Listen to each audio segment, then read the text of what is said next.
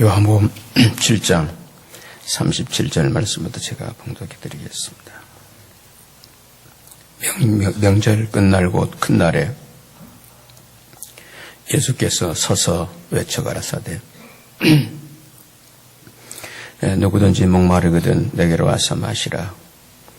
나를 믿는 자는 성경이 이른 것 같이 그 배에서 생수의 강이 흘러나리라 하시네요.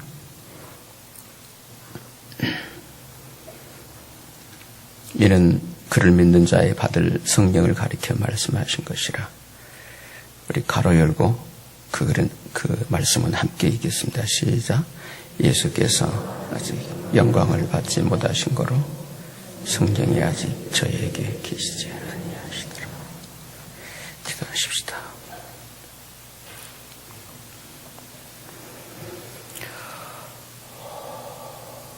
주님,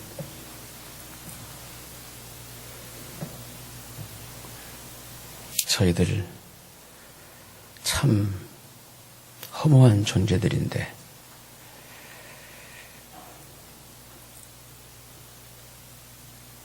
오늘까지 우리의 인생 살이, 사람 살이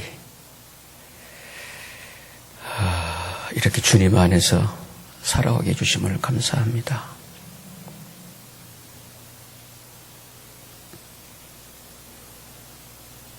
깊은 호흡으로 우리의 삶을 깊이 관조하고 누릴 수 있는 우리의 심령을 새롭게 해 주옵소서.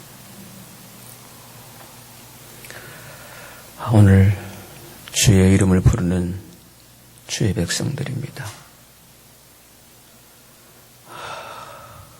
참 그렇게 깊이 보시고 전에 하나 만에 하나 이렇게 택하시고 부르시고 여기까지 양육해 오고 계시는 하나님의 귀한 백성들, 한 분 한 분 한 지지체 이 시간을 통해서도 하늘의 신령한 은혜로 세상 무엇과 비교할 수 없는 영원한 복으로 역사해 주옵소서. 이렇게 하나님을 예배하고 나의 창조주로, 나의 아버지로 섬기고 있는 귀한 우리의 예배를 주님 받으셔서 우리의 이 땅을 살아가는 삶의 여정 계속 주 안에서 은혜와 평강으로 함께해 주옵소서.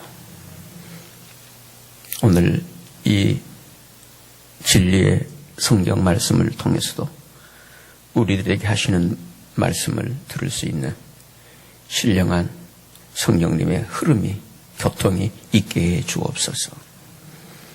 하여 우리들이 주 앞에 산 자들로서 주의 생명들로서 거룩한 주의 몸을 잘 이루어가는 영광이 그리고 풍성함이 있게 해 주옵소서. 부족한 종 도구로만 사용해 주시기를 바라며 우리의 구주와 주님 되시는 예수 그리스도 이름 안에서 기도드립니다. 아멘.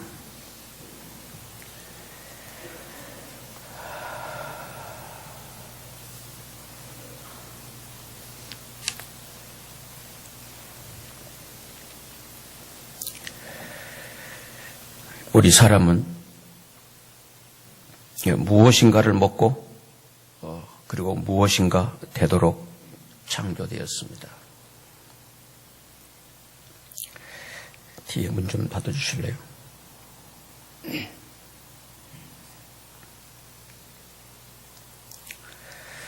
그러므로 사람 위해 사는가 하면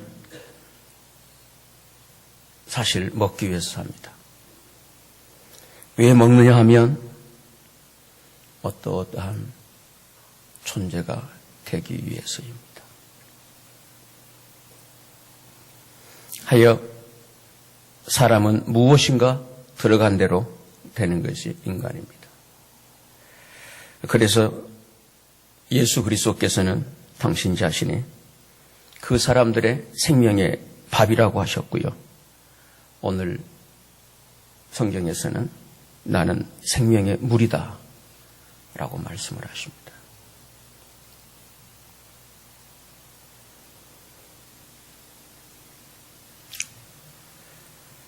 우리가 믿는 예수 그리스도가 우리의 생명의 밥으로 오셨다고 하는 이 선언, 나는 너희 안에 흐르게 되는 생명의 물이라고 표현하고 있는 이 사실은 우리가 믿는 주님이 어떤 분이신가를 아주 놀라우게 표현하고 있는 주님의 선언이시고요. 이런 진리가, 이런 메시지가 너무 귀해서 주님이 일어서셔서 그리고 소리쳐 말씀을 하고 계십니다. 우리 37절 말씀을 보실까요? 우리 함께 읽습니다. 시작. 명절 끝날 곧 큰 날에 예수께서 서서 외쳐가라사대 누구든지 목마르거든 내게로 와서 마시라. 아멘. 이 물은 우리 인생에 와서 변화시킨다고 하는 뜻입니다. 그저 한 잔의 물이 아니라 흐르는 강이라고 말씀하셨어요. 그래서 그 다음 절 보면 생수의 강 이렇게 말씀하십니다. 모든 문명의 발전, 변화는 강을 통해서였습니다. 강이 흐르고 있다면 그 주변부는 반드시 변하게 되어 있다는 사실입니다. 아무리 굵고 모난 돌멩이라도 그 강물에 잠겨 있으면 둥그렇게 변화되어 버립니다. 왜냐하면 물이 흐르는 곳에는 반드시 변화가 일어나기 때문입니다. 그러므로 우리 그리스도인들은 예수 그리스도를 생명의 밥으로 먹고 그 흐르는 물 안에서 변화를 받아 각종 보석으로 발전하게 되는 것입니다. 이 진리가 성경 맨 마지막 요한계시록에 나와 있는 내용이에요. 때문에 우리 그리스도인들의 모임인 교회의 목표는 주님의 생명으로 다시 태어난 사람들이 변화된 인격으로 이 땅에서부터 새로운 나라를 이루어서 사람다우게 사는 것입니다. 짐승처럼 사는 것이 아니라 어쩌면 요즘은 짐승보다 못한 그런 경우들도 있더라고요. 사람다우게 사는 것입니다.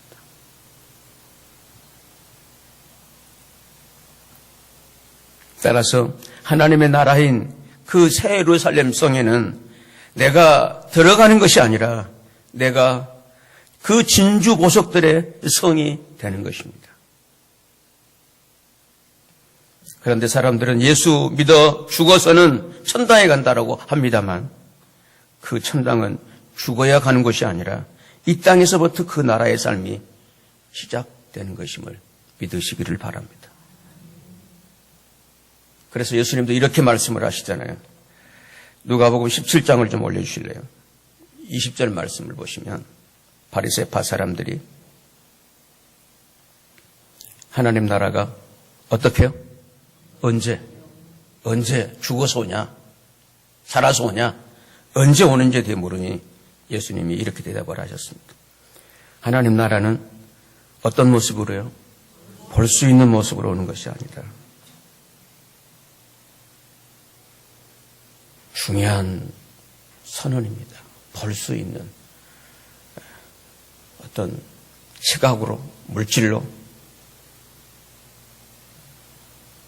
이 3차원적인 시공간 속에 이루어지는 게 아니라는 거예요. 그래서 21절에 이렇게 말씀하십니다. 또 보아라, 하나님 나라가 여기 있다라고 말할 수도 없다. 왜냐하면 하나님의 나라가 어디 가운데? 하나님 나라가 어디예요? 어디 가운데라고요? 너희 가운데. 아주 중요한 번역입니다. 우리가 가진 성경에는 너희 속에 그렇게 되어 있던가요, 번역이? 그러니까 자꾸 내 속으로 보는 거예요. 이 본 뜻이 너희 가운데, 우리 중에, 저를 따라 하시죠. 우리 중에. 영어 성경에는 among you 그래. in your heart이 아니라, 네 마음속이 아니라, 네 개인 단수가 아니라는 거죠. 복수예요. you. 중에, 우리 중에 너희 가운데 있기 때문에 하나님 나라가. 그런데 그 하나님 나라의 일원으로 그리고 구성원으로 우리를 변화시켜가는 것이 바로 생수의 강입니다. 말씀으로 이제 넘겨주시면 되는데요. 방송실?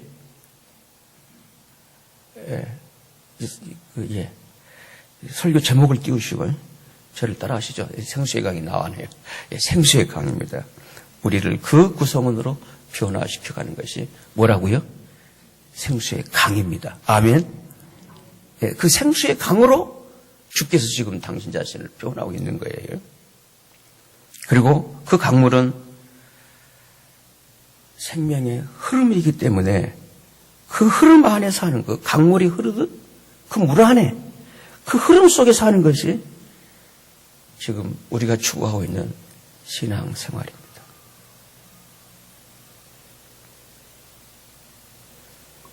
이렇기 때문에 예수 그리스도를 믿는 신앙생활은 이 생수의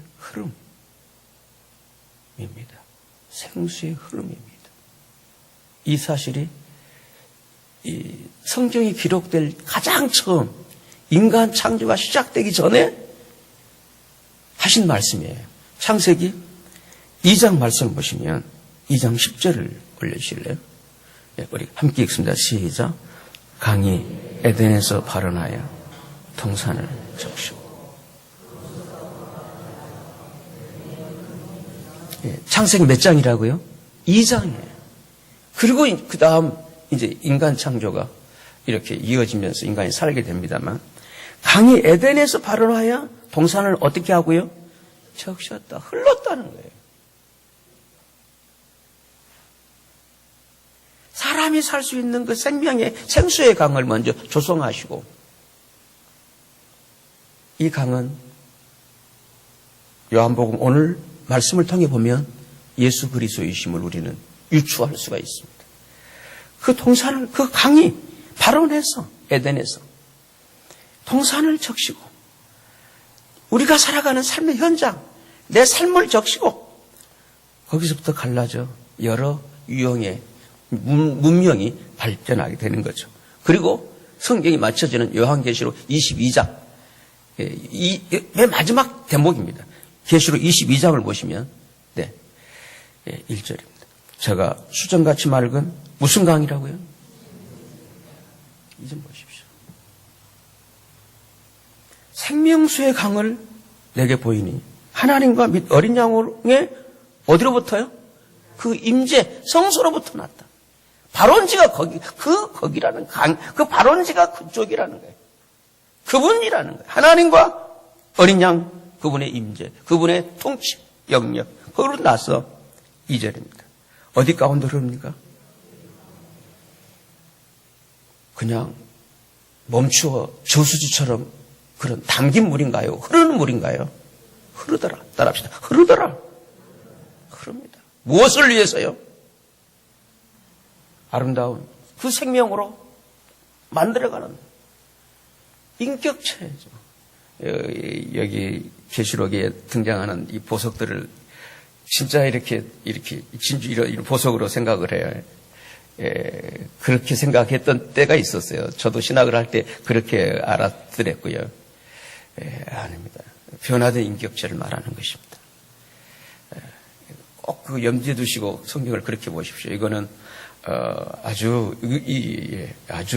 놀라운 하나님의 그 계시의 그 발전을 시켜가는 은혜의 결과죠. 이러한 그 강물의 흐름에 따라서 그래서 사람은 이렇게 되기도 하고 저렇게 되기도 합니다. 어떤 보석으로, 어떤 변하지 않는 사람으로, 강물의 흐름에 따라서 그 흐름 속에 어떻게 내가 살아가느냐, 여기에 결정되는 것이 흐름입니다. 흐름. 생명은 흐름입니다. 요즘 자라나고 있는 시대에, 요즘 시대의 아이들을 보면 제가 자라던 때와는 전혀 다른 모습이더라고요. 정말 다른 모습이에요. 어쩜 저렇게 하여튼 한결같이 잘생겼더라고요. 물론 성형수술도 안 했을 텐데, 또 중요한 것은 키도 크더라고요. 근데 사실 제 어릴 때 성장의 키는, 제 키는 표준치였습니다.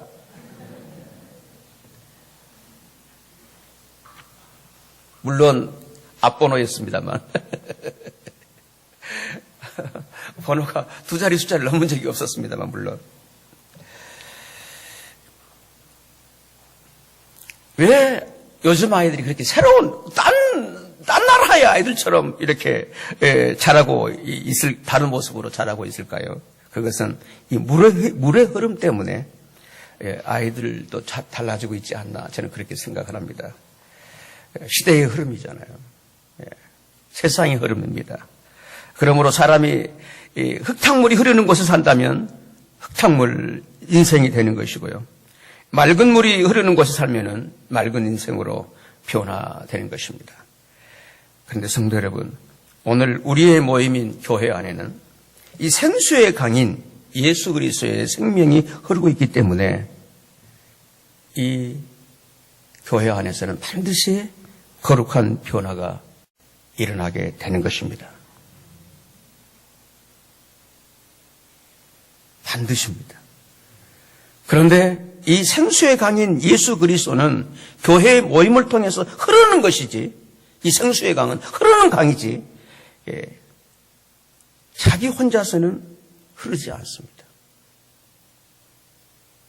왜냐하면 물은 모여야 흐르는 것이지 물방울 하나로서는 흐를 수가 없기 때문입니다. 흐르는 물은 함께하는 물입니다. 물방울은 그대로 다롱다롱 하다가 온도차, 기후 변화가 있으면 소멸되어 버리는 게 홀로 있는 물방울의 정체입니다. 그런데 자기 혼자의 이 물방울이 아니라 생수의 강물처럼 흐르는 예수 그리스도를 통한 변화를 말씀하신 때가 언제냐면 함께 모이는, 그들 모든 민족적으로 함께 모이는 초막절이었습니다. 그런데 온 백성이 함께 모여서 수확한 열매를 가지고 이전 광야를 통과할 때 그 고생스러웠던 삶을 기억하면서 기념하는 이 초막절을 지키고 있었지만 그들에게는 여전히 감격스러운 절기 초막절이 가장 그들에게 있어서는 유월절보다도 오순절보다도 모든 걸 다 수확하고 우리가 이렇게 잘 살아왔구나, 그거를 감사하고 기념하는 이 초막절을 지키고 있음을 우하고 그들에게는 영적으로 어둠이 있었고 그리고 삶에 목마름이 있었습니다. 우리 7장 1절부터 이렇게 주님이 말씀하시게 된, 오늘 37절에서 말씀하시게 된 그 배경부터 우리 좀 살펴보실까요? 7장 1절을 보시면 이후에 예수께서 갈릴리에서 다시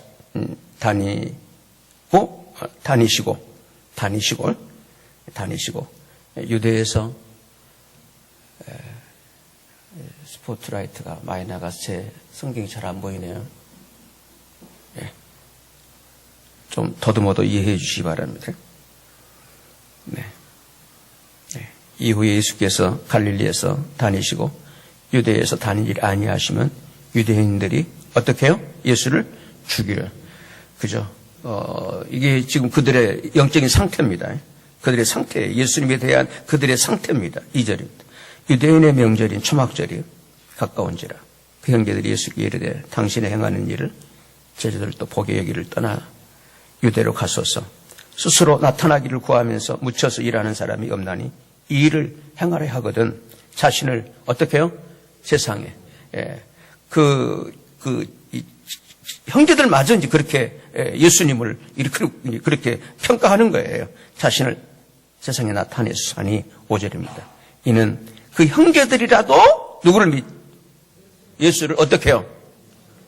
그들의 어둠이에요. 못 보고 있는 거예요. 없는 게 아니라 못 보고 있는 것입니다. 그 실존이, 그 진리가, 그 가치가, 그 세계가 없는 게 아니라니까요. 흔히들 말씀하시죠. 천국 있어? 보여봐. 여러분, 이게 천국이요! 라고 해야 한다고 해서 그걸 볼 수 있겠어요? 누릴 수 있겠어요? 예수의 형제들 같이 태어났죠. 같이 살았잖아요. 삼시세끼 같이 동거하고 있잖아요. 그런데도 그들은 예수를 믿었어요? 안 믿었어요? 안 믿었다. 그 형제들이라도 예수를 그들의 어둠이에요. 예수 혈육, 예수 그 언약에 의해서 이루어진 그 유대인들 그들의 그 신앙생활 중에 있었지만 이렇게 그 형제들만이 아니라는 거죠. 형제들이 이랬다면 그 당시에 영적인 정서는 분위기는 어떠했겠나요? 그게 7장 내용이에요. 거기에 대한 고발 내용이 7장 내용입니다. 우리 그러면 19절도 한번 또 가보시죠. 19절로 가보십시다. 19절 좀 가볼게요. 네. 예. 모세가 너희에게 율법을 주지 아니하였느냐? 너희 중에 율법을 지키는 자가 없도다. 너희가 어찌 나를 죽이려 하느냐? 예수 이제 죽이려 하는 거예요. 그 형제들이 믿지를 않았고 유대인들은 예수를 죽이려 하는 거고요. 20절입니다. 무리가 대답하되 당신은 뭐가 들렸다고요? 귀신 들리는 걸로 보는 거죠. 누가 당신을 죽이려 하나이까?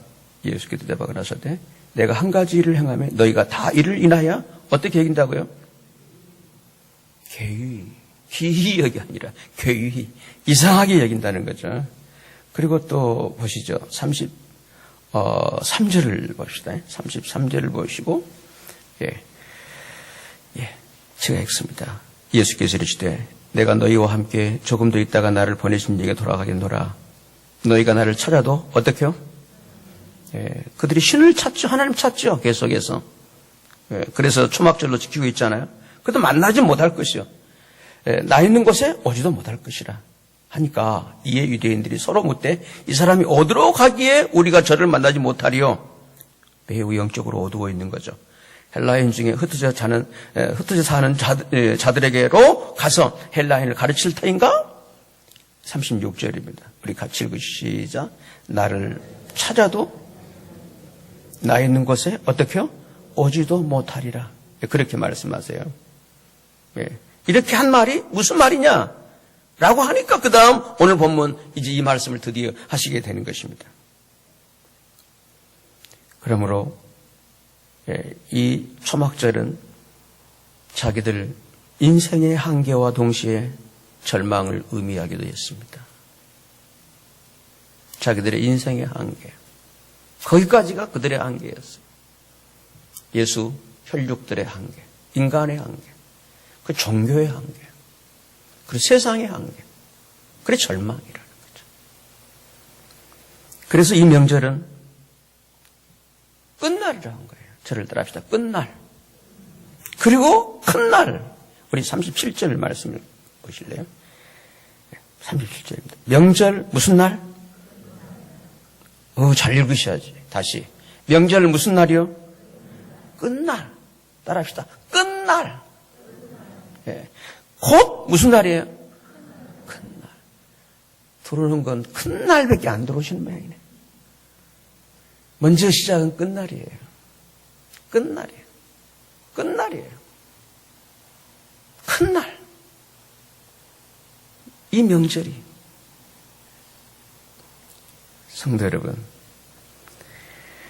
우리의 인생살이나 우리의 노력에서 수확이 그리고 성공이 있을 수는 있겠지만 이 생명의 물인 생수를 모르게 되면 그 모든 성취가 결국에는 목마름으로 끝나게 된다는 것입니다. 그래서 37절을 다시 보시면요. 명절 끝날, 그렇죠. 모든 것을 다 결산하는 그날, 곧 기대가 가득 찬 큰날. 그래서 영어 성경에는 그릿 데이들이 있더라고요. 아주 기대할 수 있는 날. 네. 그런 뜻이죠. 큰 날에 예수께서 서서 외쳐가라서 누구든지 어떻게 하거든요? 목마르거든. 목마르거든. 인생의 끝.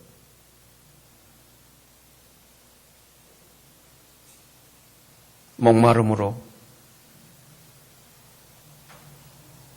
끝날 개연성을 오늘 성경은 딱 담고 주께서 큰 소리로 서서 말씀을 선포하시는 것입니다. 이처럼 이 끝날은 동시에 큰 날이기도 하지만 기대할 수 있기 때문에 그렇지만 가장 공허하고 허무한 목마름으로 끝나버릴 수 있게 되는 것이 오늘 현대인들의 초막절인 은퇴 증후군이기도 할 것입니다. 저도 그런 시점에 와 있기 때문에 이건가? 예, 이런 거예요. 예. 그러므로 이 초막절의 끝날은 우리 인생의 이 땅에서 거두게 되는 모든 성취와 성공에는 반드시 끝나게 되는 큰 날이 있음을 깨우쳐주고 있습니다. 오늘 내가 아무리 행복해도 영원하죠. 끝날이 있습니다. 내가 아무리 건강해도 끝날이 있습니다. 아무리 성공해도 아멘 하셔야 합니다. 그래야 또 제가 아무리를 안 씁니다. 아무리 성공해도 무슨 날이 있겠어요? 있습니다. 동의하시나요? 있습니다. 그런데 성도 여러분, 누구에게나 있게 되는, 여러분, 실패한 사람이 있는 게 아니에요. 성공한 사람도 있어요. 누구에게나 있습니다. 여기에 열애가 없습니다. 아무도 없습니다. 누구에게나 있게 되는 이 끝날의 큰 날에 우리가 반드시 들어야 할 복된 소식이, 기쁜 소식이 오늘 말씀이십니다. 그래서 그 말씀이 이렇게 말씀하십니다. 명절 끝날 곧 큰 날에 예수께서 서서 외쳐 가라사대 누구든지 목마르거든 내게로 와서 마시라. 나를 믿는 자는 성경에 이른 것 같이 어디에서요? 그 속에서, 배에서. 뱃속은 보이지 않는 세계를 의미합니다. 그 배에서 생수의 강이 어떻게 해요? 생수의 강이 어떻게 한다고요? 흘러난다.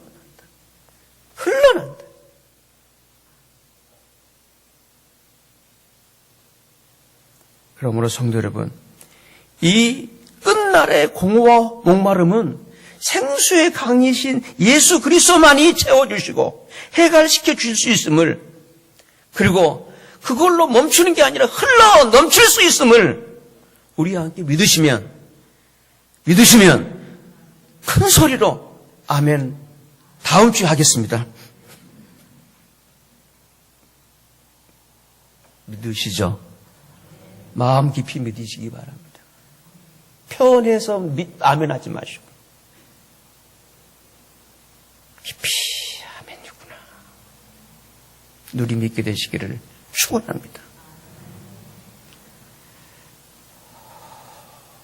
이런 기운이 영적 호흡을 하는 거예요.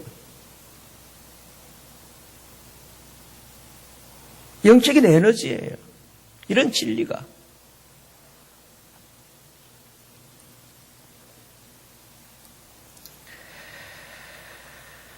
그래서 우리가 예수 그리스도를 믿어야 할 이유를 오늘 성경은 이렇게 우리에게 밝혀주고 있습니다.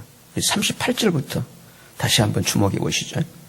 나를 믿는 자는 성경이 이른 것 같이 나를 믿는 자는 저를 따라서 합시다. 나를 믿는 자는 그 믿는 게 뭔가요? 주께 와서 마시는 거예요. 마시는 거예요. 딱 이거예요. 이거예요. 연구하고 구경하고 관주하는 게 아니에요. 그냥 일치되는 거예요. 와서 마시는 거예요. 그걸 바로 38절에서는 나를 믿는 자는 성경에 이른 것 같이 그 배에 생수의 강이 흘러나리라 하시니 39절이에요. 이는 그를 어떤 자의? 믿는 자의 받을 뭐라고요? 성령을 가리켜 말씀하신 것이라. 그리고 가로 열고 예수께서 아직 영광을 받지 못하신 거로 성령이 아직 저에게 계시지 아니했다라고 말씀하고 있습니다. 근데 여기에서 말씀하고 있는 이 성령이라는 단어는요, 여러분 신학하는 분들은 그 하나의 고민이 있어요. 어떤 원문을 독파하고 해도요, 이게 딱 정확하게 직역이 안 되는 단어가 딱 하나 있습니다. 성경에는. 그게 뭐냐면 영과 성령입니다.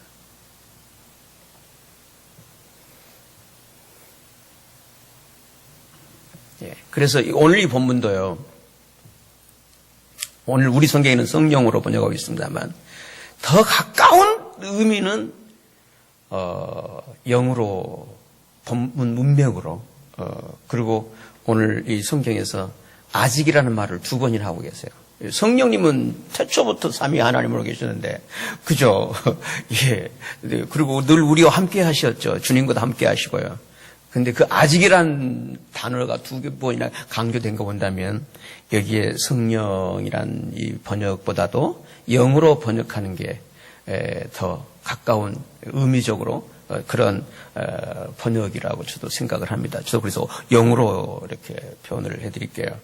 그래서 이 영은 죽으시고 다시 사신 과정을 거친 영이라는 거예요. 예수가 죽으시고 다시 사신 그 과정을 거친 영으로서 그 영이 올 때 생명의 강물이 흘러 넘친다고 하는 것입니다. 우리 사람이 이 세상을 살고 있는 것도 태어나서부터 이 과정을 거치고 있죠. 아직이라고 하는, 저를 한번 따라 하시죠. 아직. 성경에서는 아주 중요하게 그 시제를 가장 귀하게 다루고 있습니다. 그래서 성경의 단어 가운데서 이미와 아직이라는 건 아주 중요한 긴장 관계입니다. 우리의 신앙생활에서 아주 모든 걸 푸는 아주 중요한 그 열쇠 말이 이 이미와 아직입니다. 사실 주 안에서는 이미 이루어졌어요. 그런데 내게 있어서는 아직이라는 거예요. 이거예요. 왜 이루어진 게 내가 되기 위해 필요한 게 뭐냐? 그게 저를 따라합시다. 과정이라는 거예요. 그게 과정이라는 거예요. 우리는 그 과정을 거치고 있는 거예요. 그게 흐른다는 거예요. 그 물에 들어갔어요. 이거예요.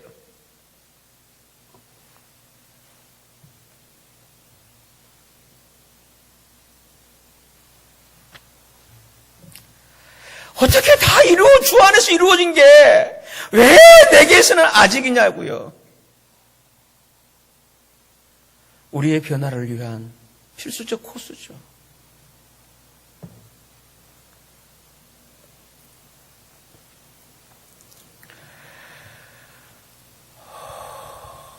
성령님도 우리에게 있어서 그 과정을 거친, 죽으시고 부활하신 그 과정을 거친 이후에 그 영만이 내게 오실 때 생수의 강물이 된다는 것입니다. 그래서 성령이 은사 받는 것도요, 과정을 거치지 않고 받는 것은요, 참 위험천만이에요. 아주 지뢰 폭탄을 안고 사는 것 같은 위험스러운 거예요. 네. 그게 잘못 다루어지면요, 그 후유증이라는 것은요, 반경 500m 이내 그냥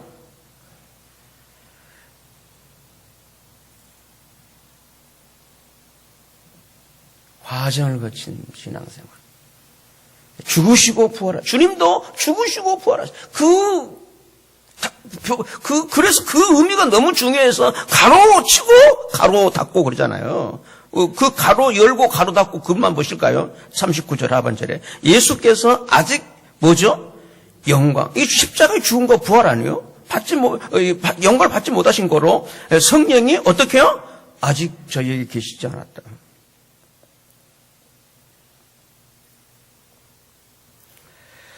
우리 사람이 이 세상을 살고 있는 것도요, 이 태어나서부터 아직의 이 과정을 거치고 있습니다. 그런데 이 여러 유형의 과정을 거치면서 사람이 더 굳어지고 거칠어져도 거칠어져서 이 과정을 거치면서 더 거칠어져서 어느 누구도 상대할 수 없는 고집쟁이로 끝나버리는 사람들이 있습니다. 반면 그 여러 과정, 인생 과정의 단계와 고난을 거치면서 아름다운 사람으로 변화되는 사람들도 있습니다. 이러한 변화의 유일한 원인은 예수 그리스도 안에 있는 생명의 흐름 속에서 그 삶의 여부로 결정되어지는 것입니다. 따라서 예수 그리스도를 믿으면서도 자기 존재의 변화가 없는 것은 그 생명의 흐름 안에 있지 않고 자신의 흐름으로만 살고 있기 때문입니다. 반면 이 생명의 흐름 안에 있게 되면 세월이 갈수록 나이를 먹을수록 초막절이 가까워져도 초막절 끝날에도 그 속에는 생수의 강이 형성되면서 결코 목마르지 않는 인생으로 살아가게 될 줄로 믿습니다. 이 사실을 고백한 한 유대한 믿음의 사람의 그 표현을 제가 소개해드리겠습니다. 고린도 후서 말씀입니다. 고린도 후서 4장 말씀을 보시면 16절입니다. 그러므로 누구는 낙심치 않는다고요? 우리는 그리스도인들이죠. 우리는 낙심하지 않습니다. 우리의 겉사람, 눈에 보이는 겉사람은 점점 낡아지지만 우리의 눈에 보이지 않는 속사람은 어떻게 새로워지고 있다고요? 믿습니까? 이거예요. 그 길이 뭔가요? 물방울로 살아보세요. 그걸로 끝나버려요. 예부적인 소위 영향에 의해서 그걸로 끝나버립니다.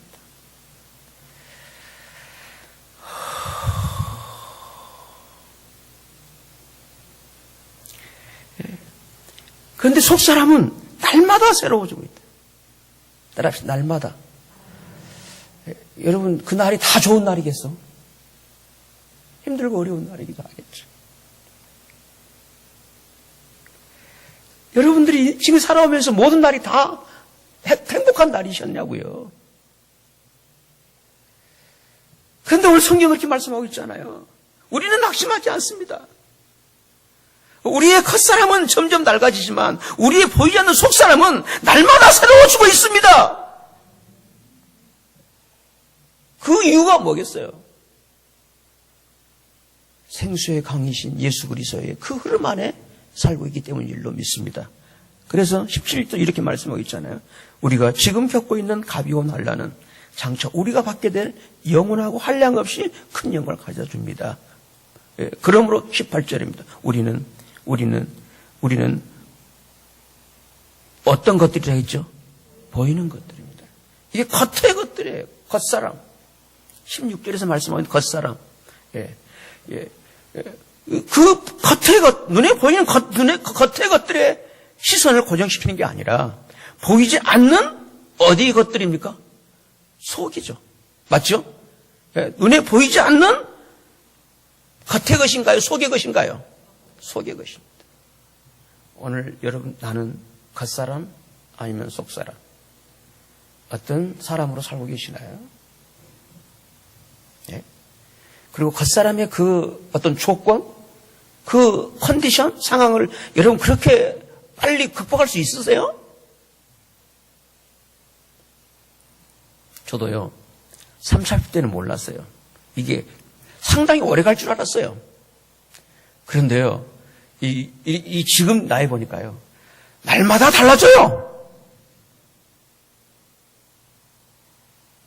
만일에 내게 있어서 그 진리를, 생명을 몰랐다면, 그 생수의, 생명의, 소위 리빙 워터, 생수를 몰랐다면,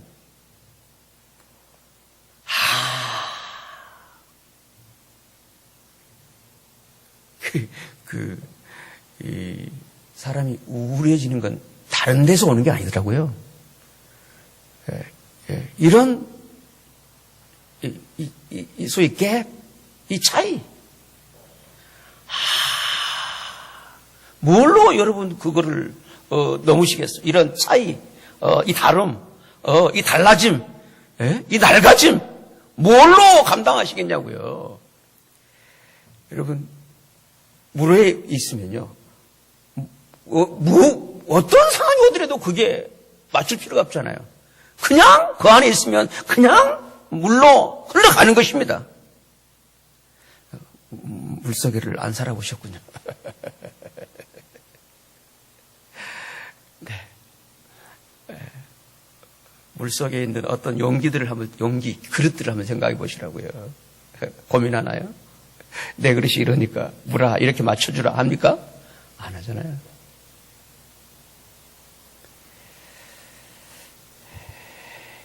다시 18절 말씀 보시죠. 우리는 보이는 것들의 시선을 고정시킨 게 아니라 보이지 않는 것들의 시선을 고정합니다.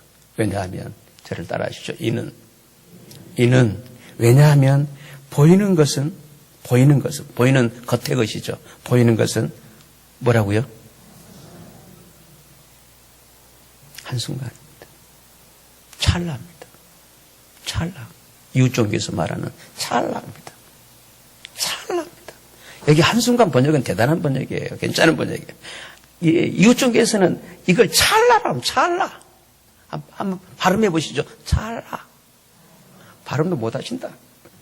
이게 굉장한 화두거든요, 이게요. 예, 한순간이지만 보이지 않는 것은 어떻습니까?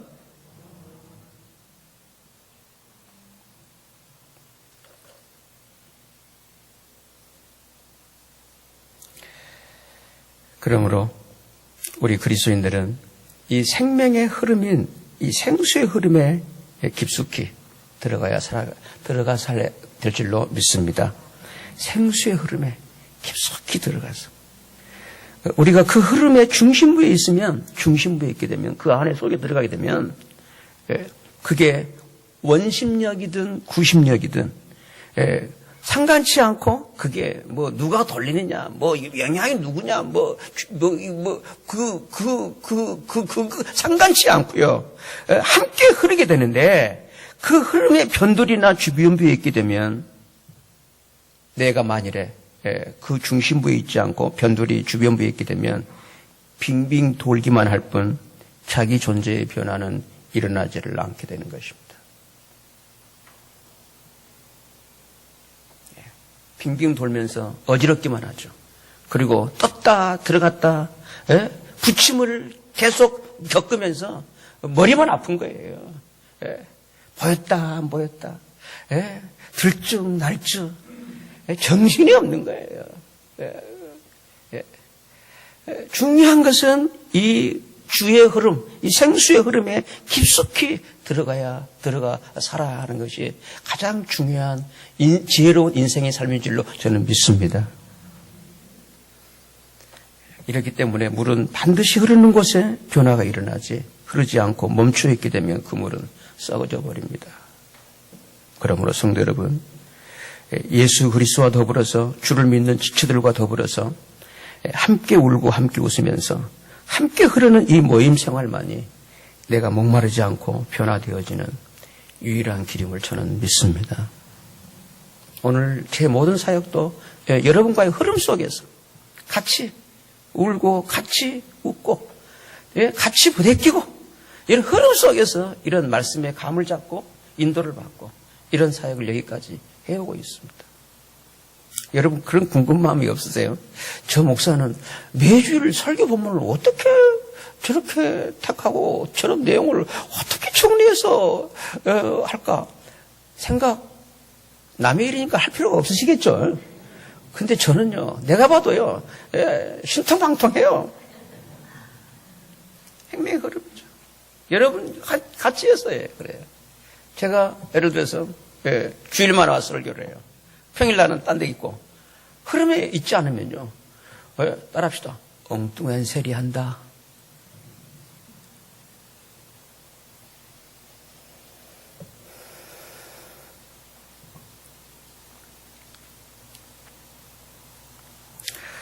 그런데 이 함께 흐르지 못하는 원인 중에 하나가 여러분, 저는 개인적으로 그렇게 보는 거죠. 나의 꼴 때문이다. 나의 꼴. 나의 틀, 내 틀 때문입니다. 네. 그래서 나의 꼴이 강하고 내 틀이 강고하면요, 함께 흐를 수가 없습니다. 오르트릅니다. 멀쩡히 보면서 냉소적이죠. 시니컬하죠. 아주 안 좋은 유형입니다. 따라서 이러한 생명의 흐름에서는 자기의 고정관념을 결코 가질 수 없게 되는 거예요.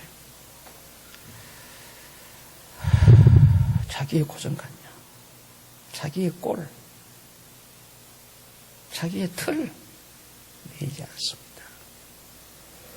사실 이 고정관념이라는 것도요, 자기 생각 그대로 살기 때문입니다. 자기 생각, 자기 꼴, 자기 모양 그대로 살기 때문에 그렇습니다. 그러나 주님 생명의 흐름 안에서 자신의 고정관념을 그대로 가지고 있게 되면요, 결국은 멍청한 사람이 되어져 말아요. 왜냐하면 다른 지체들은 그 생명의 흐름 속에서 다 변화되어지는데 자기 혼자만 그대로 여전히 자기 그대로의 생각 속에 살고 있기 때문에 그렇습니다.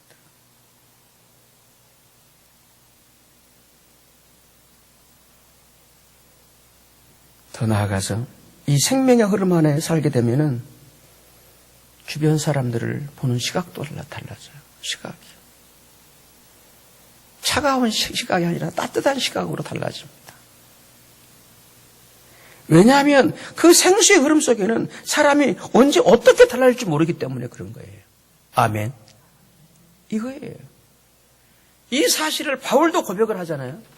바울도 아주 사람을 차갑게 봤던 사람이었던 것 같아요.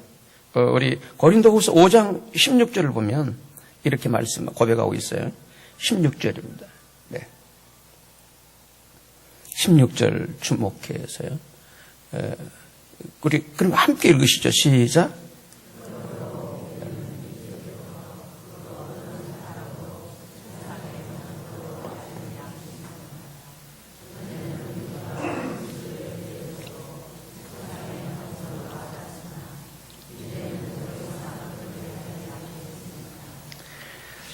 네, 그만. 아이고, 거기까지 읽어주시려고요. 이제부터는 그 어떤 사람도 무슨 관점으로요? 자기 관점이죠. 세상 관점입니다.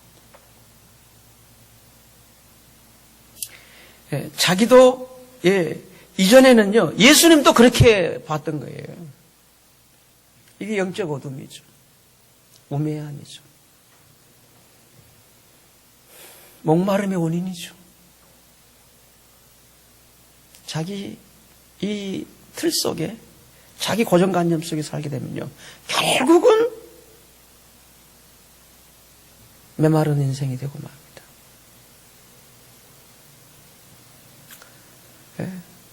그런데 이 주님 안에 이 생명의 흐름 속에, 생수의 흐름 속에 살게 되면 이 생수, 이 생명의 흐름 공동체가 곧 교회의 본질입니다. 교회가 그렇습니다. 그래서 교회는 결코 조직이 아니에요.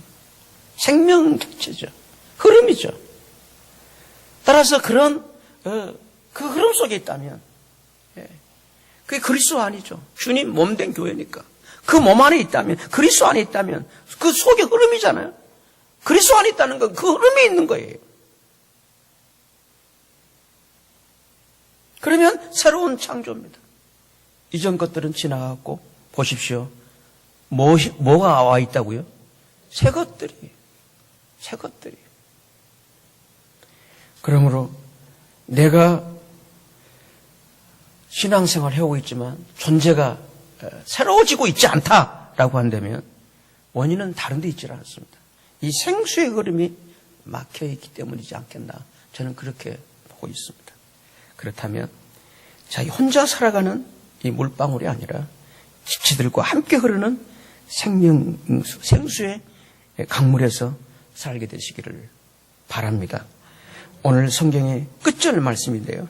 53절의 말씀, 우리 53절입니다.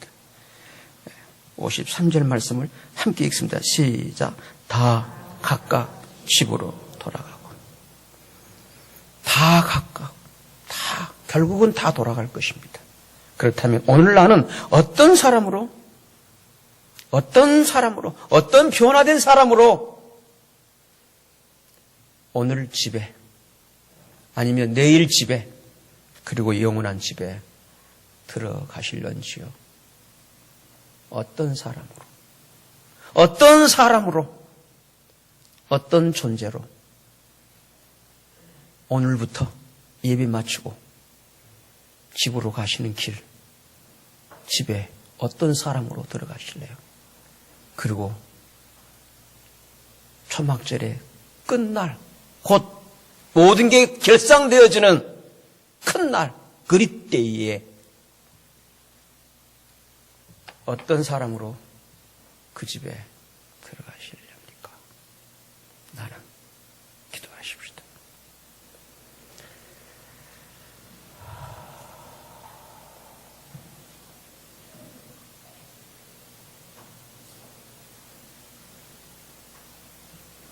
생수의 강입니다.